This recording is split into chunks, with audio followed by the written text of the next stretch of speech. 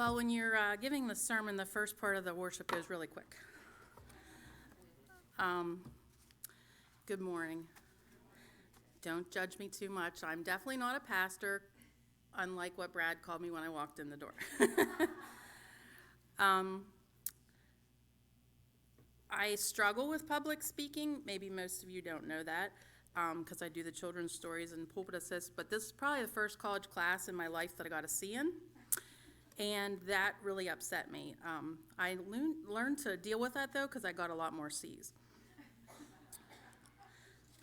Pastor Dwayne approached me about the beginning of November, after church, I think, and asked if I had ever thought about doing a sermon. And that day, I think I had done the children's story. And probably 5 years ago, I would have looked at him and been like, yeah, right, Dwayne. Give me a break. I can't do that. But honestly, I had been tossing around an idea for a Sunday school lesson or a more involved children's story where Mason would help me. And honestly, when I look back at it, it was actually a mini sermon already. So I felt that was God's way of telling me that I had something to say and maybe it would reach somebody. For those of you who don't know me well, my mom, Kathy, and my dad, Denny, I grew up in this church from birth. My pap, Dawn and Ruth Krebs, went here and lived just a couple houses down. And my husband and son, Mason, obviously go here as well. We kind of take up that back left corner there. Some of my favorite memories are coming to church on Sunday and walking down after Sunday school to my Graham and Pap's for lunch, where all my relatives were, and we spent part of the afternoon there. So why did I even think about doing this? It's probably a lot of what you guys are all thinking. It's been a rough past couple years for me, as I'm sure some of you have felt the same way. Since I graduated from college a long time ago now, I had been a PTA for over 20 years, and what that is a physical therapy assistant, which some of you know that because you've asked me different things about it. I started working at Joyner Sports Medicine in Altoona, and I worked there for 6 years. And then that company kind of dissolved and started and turned into Dreyer Physical Therapy in Roaring Spring. I had been there 16 years when my boss called me into the office one day and said, I hate to tell you this, but you're being cut down to part-time. And I looked at him and I was like, really? And there was not a lot of discussion. I slammed out the back door and just walked outside for a while and came back in and dealt with it. I mean, that was a struggle right there. But then probably about 6 months later is when COVID started. And didn't think anything about it, just another thing we had to deal with, until they laid off every single PTA in our company, along with a lot of other employees, athletic trainers, whoever. And layoffs, as some of you probably are used to layoffs, they aren't always a bad thing, except when they don't call you back. And that's what Dreyer did to about 95% of the PTAs anyway. So they used it just a way to get rid of us. This is around the time where the church had a secretary position open, and I thought, well, I got to do something. I have to start working somewhere. I can't sit at home. So I started here as the secretary. In my mid-40s was not when I thought I would be starting a new career. Over this time, I had a lot of time to think and debate some of my life choices. It's not always fun looking back. When I graduated high school, you know how you put in your yearbook what your future plans are. I think I wrote in mine was go to college and play on the basketball team. I didn't play on the basketball team. I went to Penn State, Maine, and you would have had to try out there, and at the time, that just wasn't in the plan. I went to school for engineering, if you can believe that. I am not an engineer. After I took calculus for the second time, I did pass it, but I was struggling with a lot of engineering and physics courses and just realized that probably wasn't for me. I'm sure when COVID hit, a lot of people did what I did, thought too much at times. A lot of people did lose their jobs permanently. And one of my realizations when I look back, though, was that I've always been in one way or another a sidekick, hence the title of my sermon.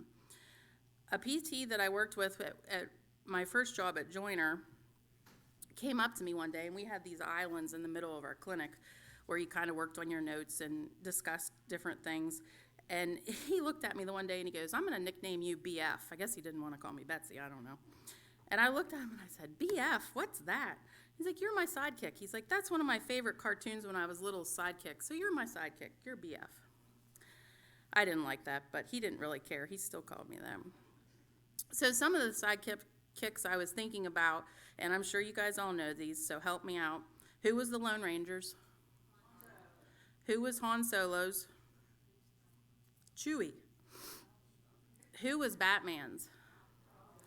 And Mason. Who is Captain Man's? Kid Danger. All right. Being a sidekick isn't always an easy job. Usually, if you're a good one, you're making somebody look really good and you're working hard doing it. So what is a sidekick? The definition that I found was a personal assistant or associate, and one that has less power than the other. That's definitely the rule of the PTA. We are the PT's assistant. We do a lot of the work on a daily basis, but the buck stops with the PT. So after I started as secretary here at the church, I definitely needed to still have a full-time job. So I started to really look, and I think I was on Indeed about every day. My first full-time job after leaving that position was at Nason Peds, thanks to Nikki Keith, who made a haphazard comment one day when we were sitting, I don't even know what we were here for, but she said, "Hey, apply at my work." So I thought, well, I at least have the medical background. And I got the job. I learned a lot there, but it just wasn't for me. That was honestly the most stressful job I've ever had in my life. Give them credit. They're a little short-staffed, but I mean, they do a lot. There I was everybody's sidekick. I helped everybody. Now, thanks to Scott Stern, I'm working for Mingle Contracting, and I am again a sort of a form of a sidekick. He called me his assistant when he told me what the position was, and I said, "Well, what does that mean?" And he still hasn't really given me a clear job description, but I've helped a lot of people there too. I have a lot to learn there, but I'm enjoying it nonetheless. Coming from the medical field, I didn't know what a contracting business did, and they do a lot. I find, though, that I'm still PTA there a lot of the times. One of the first weeks I was there, I was told to come in and look at this guy's calf, and if I ever saw a blood clot, there was a blood clot. I'm like, "Yeah, you have a blood clot." And they just looked at me, and I'm like, I'm not kidding. You need to go to the doctor. It was. I've corrected malaligned pelvis back. I've checked out someone's overuse injury of his elbow, which probably is going to be flared up Monday because of all the bullying he did last night. And it honestly feels like home there, because I tell him and other people what to do, and they don't listen to me either. So when I was thinking about all of these sidekicks, you can put the picture up. Did Kyle send you guys a picture? It's up there. Kyle says it's up there. There's a picture that you need to put up. It's on what? Okay. It's on the PowerPoint, she said. If we don't have it, that's fine. This man popped into my head, if they can.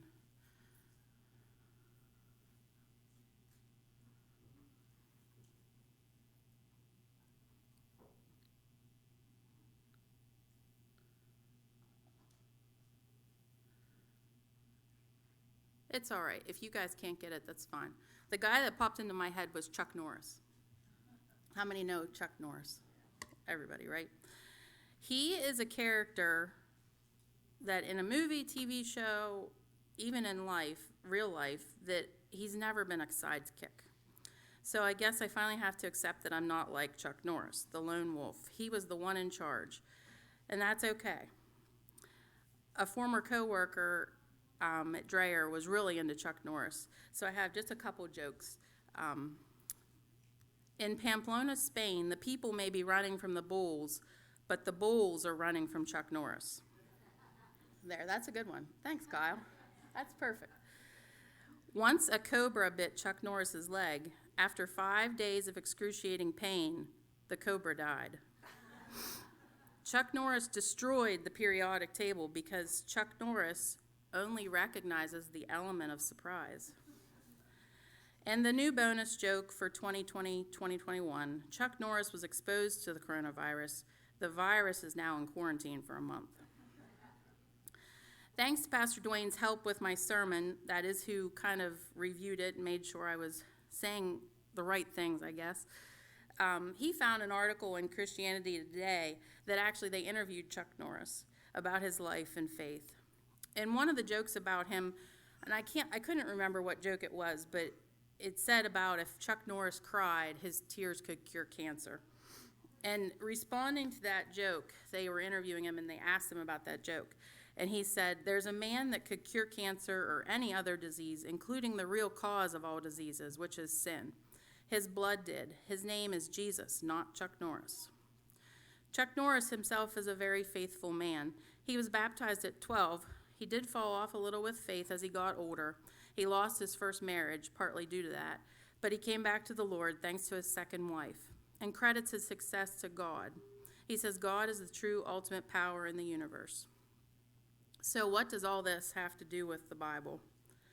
Like Chuck Norris, in his movies and TV shows, he was never a sidekick. We all know Jesus was not a sidekick. Jesus was tough, all-knowing, no mistakes, perfect in every way. Or a now common sports term, usually saved for Tom Brady, the GOAT, because he truly was the greatest of all time. No one has or ever will be better. He was never a sidekick, but he did have a few sidekicks. John the Baptist was one I thought of right away, any of the disciples, Mary and Martha. Jesus definitely showed his true leader abilities in the Bible in many ways. There are a ton of examples in this. The scripture we read today is just one of those. He could tell people were talking about him and didn't believe him, and so what did he do? He cured a man. In the book of Matthew, the temptation from Satan in the wilderness for 40 days. He was tempted 3 different times and fasted the whole time and still succeeded. I can't even imagine that. What perseverance. If you have faith, anything can be accomplished. He performed many miracles, healing the blind, curing leprosy, healing people from illnesses, raising people from the dead. I sometimes thought that God was challenging me during my layoff, just with different things that would come into your head. I prayed a lot more and definitely read my Bible more. I know Pastor Barb has said that in a sermon before, that we seem to turn to God more in the crisis than in the good times. I think that happens a lot with anyone. I truly believe everything happens for a reason. You just have to find it. For me, I think it was good that I was looking to Scripture and praying, because there are many ways to deal with huge life changes, and depression can come quickly if you don't handle it right away. Back to my time as a PTA, sometimes when we would be working with new grad PTAs, or we did get a lot of students, whether they were PTAs or PTs, they would come out of college and they thought they knew it. They knew the books, but a lot of times, and most of you know this, what works in a book doesn't always work in real life. Those times I felt like the PTAs, any of the other people that worked there, we had more knowledge than them as to really what works. But those feelings didn't happen often because I worked with a lot of great PTs. I might not have felt like a sidekick then when we were teaching them, but that was one of the only times. I wonder if any of Jesus' sidekicks felt that way. I doubt it. I think they just knew he was awesome. In Mark chapter 1, John the Baptist was the one telling people that Jesus was coming and be prepared. He was the one baptizing people and telling the crowd about him, but he said somebody greater was coming. He said to repent and pray for forgiveness because the Lord was coming. John knew that Jesus was the one, more knowledgeable than him. James and Peter were fishing in a boat, and Jesus yelled to them from the bank to follow him. And they threw down their nets and left their father in the boat. They were definitely friends and also sidekicks. Jesus only asked Peter, James, and his brother John to go up to the mountain to witness his transfiguration in Matthew 17:1. He knew who to ask to follow him and who would spread the word. Mary, Martha, and their brother Lazarus were good friends of Jesus, and they might have been considered sidekicks too. Jesus raised Lazarus from the dead. I doubt any of them were upset to be his sidekicks. They knew he was the Lord and all-powerful and all-knowing. In Luke chapter 10, verses 38 to 42, Martha had opened their home to Jesus, and Mary was there. Mary was the one just sitting and listening to Jesus. Martha was the one running around the house, trying to get things straightened up, trying to make the meal. Martha felt like she was doing all the work. She went to Jesus and said, what's going on? Like, I'm the one running around. Mary's just sitting here listening to you. And he looked at her, and this is just paraphrasing. He basically said that Mary was doing the right thing, and the other stuff didn't matter. We should take a lesson from her and go straight to God with our problems. He can handle it. They learned a lot about what you truly need to worry about in life.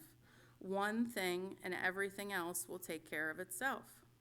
Nothing else matters. I wish I could have been more like Mary and just followed the word of the Lord and had faith. During those early days of worry and discouragement, of the realization that my life was definitely changing its course, it was hard to have faith that everything would be okay. It was hard to pray and read the Bible and just be good with that. But that's all I could do, especially during the beginning of the pandemic when we were so isolated so much. There were plagues in the Bible and health issues that people were separated from the general public, like leprosy, but nothing is said about isolation for weeks, months. Maybe they did, and the Bible just doesn't talk about it. War and persecution was going on all around. Bible times weren't easy. So I imagine if you chose to believe in God and Jesus, you did pray, and you just had faith. I would have been somebody hoping he would stop in my town so we could go see him and listen to his preaching. Just like any celebrity you like now, although there aren't very many that I would want to see. Back then, Jesus was the celebrity that you wanted to go see, but he was the real thing. Imagine the reassurance if you did see him and listened to what he said and saw the miracles. How easy to believe in him it would have been and tell others what you saw and heard. As Christians, we try to go to church regularly, read the Bible, make good decisions with our daily lives, pray and spread the word as much as we can. Not one of us is perfect, but we are trying to be like the disciples and tell people that Jesus is the way, the truth, and the life. He's the big guy, the boss of all of us. I guess what I figured out from all of my thinking and career changes is that no matter what, you need to have faith and continue to believe that everything will work out. Life isn't perfect, and bad things do happen to good people, but if you truly look at what God has given you in your life, you have to be thankful and reassured in the knowledge that God is present and real. If you are on his path, you can't go wrong. There are a lot of sidekicks in the world, including me, and it's not so bad to be one, especially when we all, as Christians, are one of Jesus' sidekicks.